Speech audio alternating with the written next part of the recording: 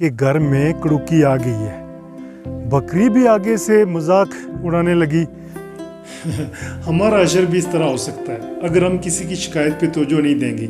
आइए आपको एक कहानी दिखाते हैं, उसमें आप देखेंगे कि क्या होता है। तो आइए जनाब, एक घर में चूहों का बहुत राज था, यानी कि चूहे बड़ा तंग करते थे घर वालों को। तो घर वालों ने तंग आकर वहाँ पर घर में सिर्फ 2 अफराद रहते थे। एक मालिक था और उसकी एक वाइफ थी, दोनों रहते थे। दोनों बड़े तंग थे। तो बेगम ने अपने हस्बैंड से कहा कि चूहे ने तंग किया हुआ है, तो ऐसा करें कि बाज़ार से वो चूहे मारने वाली एक जो वो पकड़ने वाली कुड़की सी होती है ना, जिसे लोकल ज़बान में कहते हैं, वो जिसे चूहों को कैप्चर किया जाता है, तो वो लेकर आए।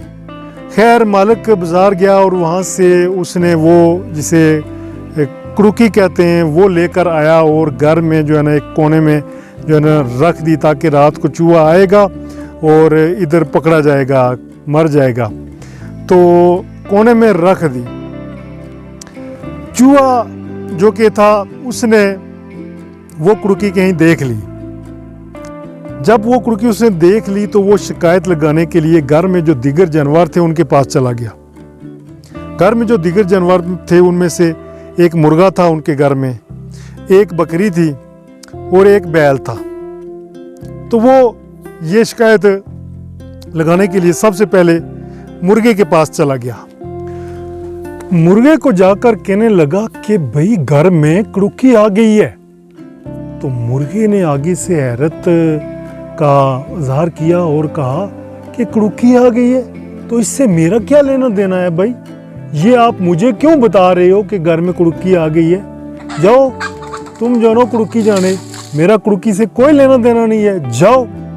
खैर चूहा जो है मायूस होकर फिर बकरी की तरफ चला गया। बकरी को जाकर चूहे ने शिकायत लगाई कि घर में कड़ुकी आ गई है। बकरी भी आगे से मजाक उड़ाने लगी कि भाई कड़ुकी आ गई है, कड़ुकी से मेरा क्या लेना देना है भाई, ये मुझे क्यों बता रहे हो, जाओ दफा हो जाओ, मेरा दिमाग मत चाटो। बकरी ने भी उसकी बात सुनने से साफ इनकार कर दिया। फिर उसके पास बचता था एक बैल, वो चला गया बैल के पास। अच्छा, तो फिर जाकर बैल को शिकायत लगाई कि घर में जो है ना कड़ुकी आ गई है।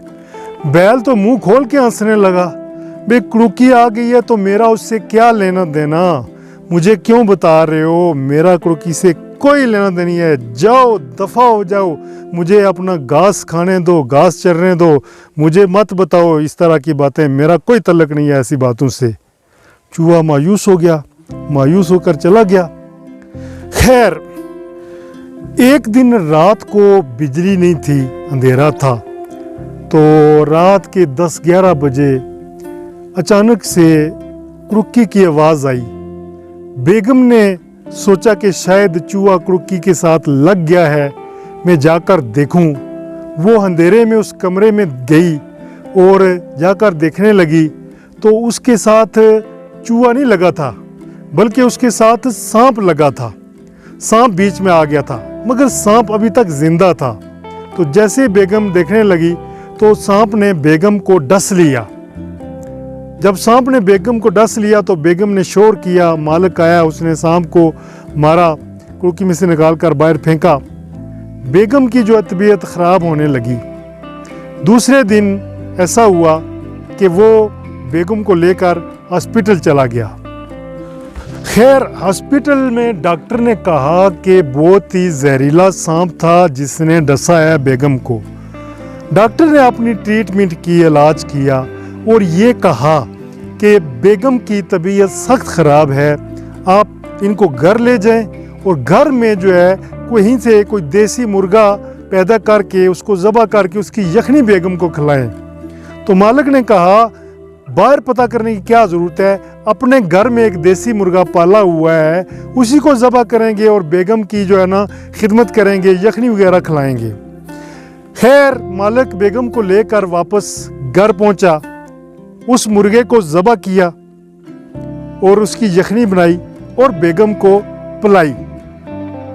बेगम की जो तबीयत थी फिर भी ठीक नहीं हुई। दिन ब दिन बेगम की तबीयत ख़राब होती गई।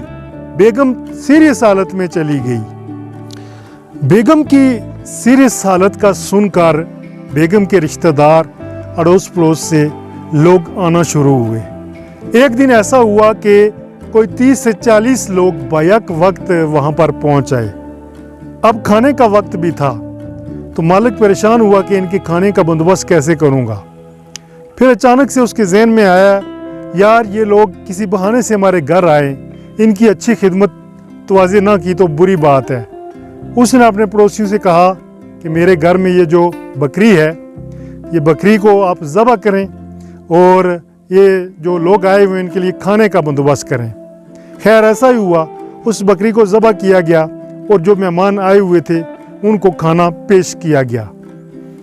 बेगम की हालत ना संभल पाई, बिल आखिर बेगम दुनिया छोड़कर चली गई, फौत हो गई।